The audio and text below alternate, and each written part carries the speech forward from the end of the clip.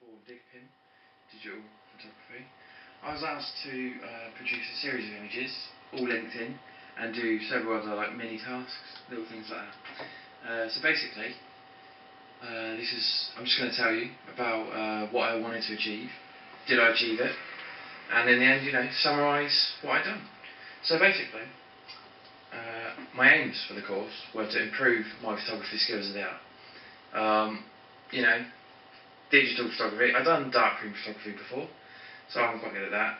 So I wanted to see if I was any good at digital photography, and also help me become a little bit more creative with, how I see the world, see pictures, perspectives, stuff like that.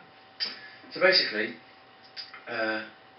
my aims were to become better at photography and to maybe make some money out of it. That was just a little side thing then, because I started thinking about being a wedding photographer, set up a website, and started from there. Got some contacts, worked pretty well. But basically, the research I took into my photographers. I had previously had quite a few photographers. Raphael Mikkonen, he was my favourite black and white photographer. He used arms, body parts, deep contrast colours, which I love. And I wanted to take forward this, but also research into other people, other artists, photographers.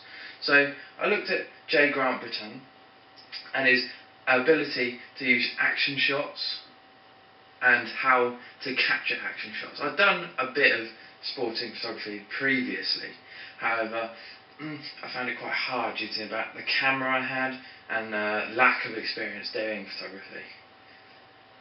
So I wanted to have a look at that, see how a professional does it, and have a go myself. I think I've done a fairly good attempt at action shots as per se.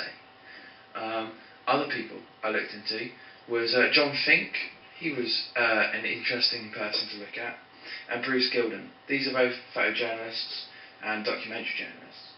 So I had them in mind when I wanted to create my final piece as well.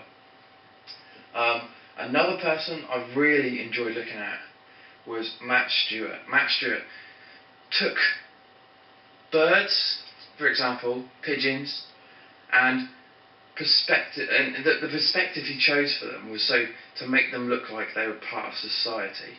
Now I found that quite interesting personally, because animals in general are considered to be part of society now. There's no two ways of putting it. If a pigeon walks down the road, you ain't going to go, oh my god, and try and kill it. That's just not how it goes. So that was quite interesting, learn about surrealism, perspectives, and his ability to use Photoshop. And with the addition of Photoshop 5, which shows on my blog, I tried to create these perspectives, and I'll go through my reel in a minute just to make sure that you've actually seen it, because so the next person was John Van Hallerburn. Again, perspectives and colour. I wanted to show this in my work, and I also want to show the ability I had with Photoshop, and show that I had increased my digital perspectives. Right. So, how I displayed my work, we had a little exhibition down at V-Bar, above V-Bar, hosted by Rory, which was a really quite success.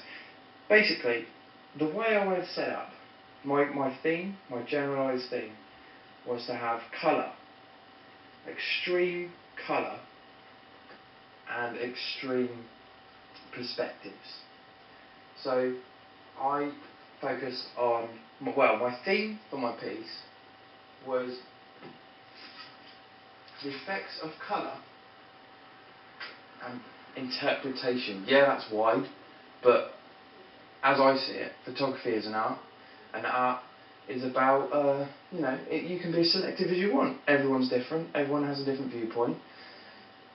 I like producing nice pictures, so this is how I set out. I set out with a professional portfolio with all my work here, all different things, variations, hand shots, self-portraits, colour to black and white, darkroom, everything like that. And then basically I wanted my two best pieces to be on show, so that they could really pull the audience in and be like, wow. And then once I have a look through my book, I also wanted my most striking images, my most people that said these are quite powerful. I wanted them on the top so it would draw people in and then have a look at the rest of them. So that was what I wanted to do there, basically. That was my work, you know, and I wanted to show the ability I had with producing good pieces of work from my camera, the D5000 Nikon, easy to use. My conclusion to this unit was, you know, I really enjoyed it.